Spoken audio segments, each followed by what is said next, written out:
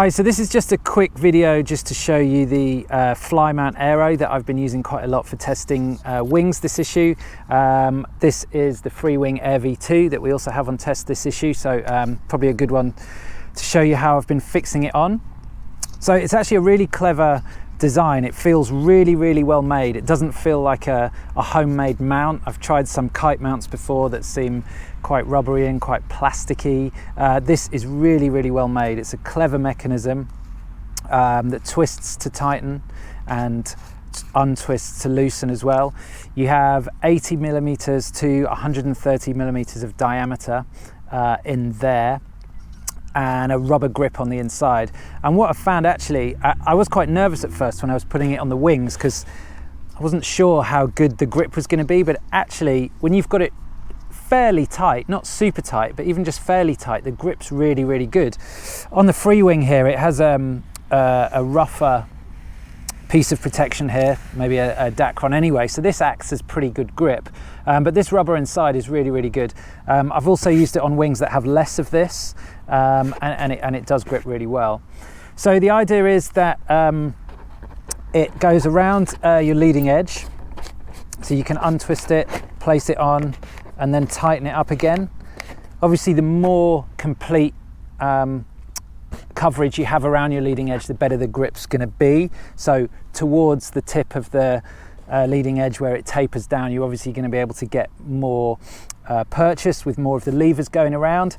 However, towards some wingtip trailing edges, they do taper off quite quickly. So you can imagine if you've got that tied on there, even if it gets a nudge, you're going to be a bit more nervous about it coming off there. Having said that, it hasn't happened to me. The grip is really good.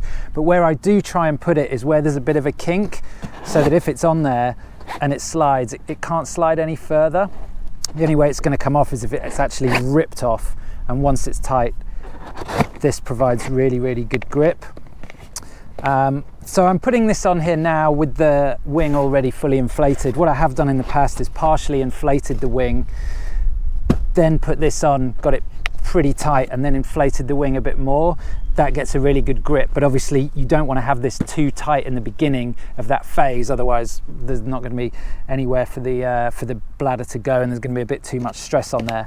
So all you need to do is just tighten it, hand tighten it. I mean, you can hear it creaking a bit more there. I really can't pull that off there. And most wing crashes that you have are actually there's not too much pressure going through the wing. It's not like a kite where the kite's falling from really high and sometimes crashing hard into the water. With a wing, quite often you're falling and the wing's kind of free falling towards the water, so there's not that much stress on it. Where of course there is a lot of stress on the wing is if you crash in waves and the wing then gets munched by loads of white water. That hasn't happened to me, but as you can see, it's pretty well on there. So it has a normal mount for a GoPro. I've been using it with the GoPro Max 360, and I have to say it's been a real success. I've had loads of fun editing after the session as well, because the 360 is so good at being able to zoom in and out, alter your angles. Obviously when you're riding, you're moving your wing around so much that having a static camera, and I did do it with a regular GoPro for a session, you're very limited to kind of one angle, and that's pretty much it. As soon as you move the wing around or start drifting it, you actually want a different angle.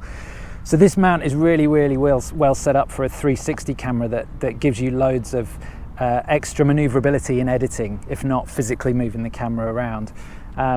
So I'll just get the 360.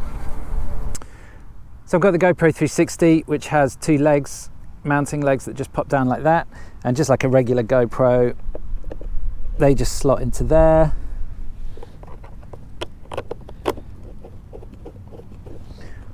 Screw that in, and the camera is pretty stiffly set in there. There is still some movement, but I haven't found that it moves at all while I'm winging, even in pretty strong conditions, because the more you tighten this down, the tighter this is. With the 360, basically the way it works, if you haven't seen one before, the camera films from here all the way around. So the only place it doesn't actually film is a very thin layer here. So even if you have the camera pointing like this, there's a lens here and there's a lens here as well.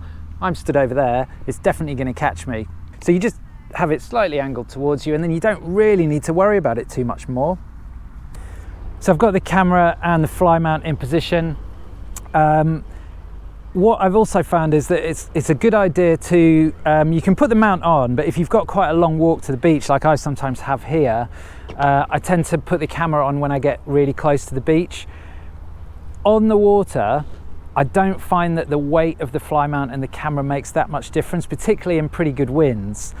You're adding about 300 grams to the weight of your wing by the time you've put the camera and the mount on.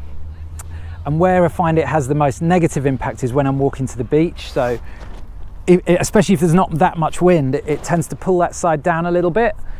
On the water, I don't think it makes actually that much difference massively to your performance, particularly if your main aim is to get images. Then you can put up with a slight bit more weight.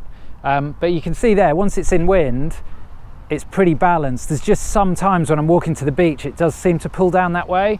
And obviously when it pulls down that way, your camera's in the firing line.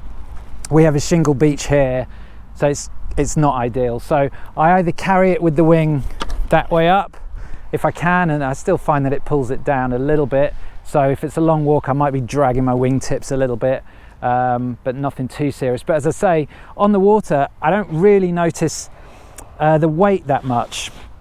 Particularly if it's windy, because the wind's holding the wing up pretty much all the time anyway. For drifting, it's okay. You're not drifting for minutes and minutes anyway, are you? Usually it's a short period of turning towards the wave, away from the wave, a bit of pumping. You can see it's actually holding it up there. 300 grams doesn't feel that heavy, and it's particularly good if you're holding it with the front wing, front handle for drifting. But the main thing to think about is the angle. So I ride right foot forward a lot of the time, or it's my preferred stance. So when I have it this way, I have quite a nice angle underneath me there when I'm riding out. And then when I do a turn, it's also quite a nice angle. Then when I'm heading back in, the angle is above me. And what I've found is that when riding a wave, this is opposite to what I thought, but actually having the camera behind me, if I'm riding this way, is actually quite nice, because I'm in the camera quite a lot of the time. I did move it to the front of the wing, thinking that would be better, but actually a lot of the time you're riding like that, and at the front I was hidden by the wing quite a lot of the time, unless I remembered to lift the wing above me.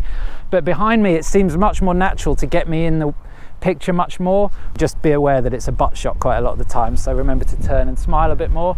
But generally it's a really good system. I've used it loads. I've used it on a 7 meter as well, on the Strike CWC that we also have on test this issue. Fits nicely on there, even though that's a bigger tube. It's strong, easy to use, and finally it does have a leash. Flymount have a good illustration of this on their site to show how to attach that and keep it safe, so that if you do, for example, have a leading edge blowout, then you're not going to lose your camera. So overall I've had loads of fun with it, found good angles. It does work really well with the GoPro 360. I enjoyed it. The full review is in Wingsurf World issue 5 at magazine.wingsurfworld.com. All our issues are free on there. Go and check them out. I'm not tiny, am I?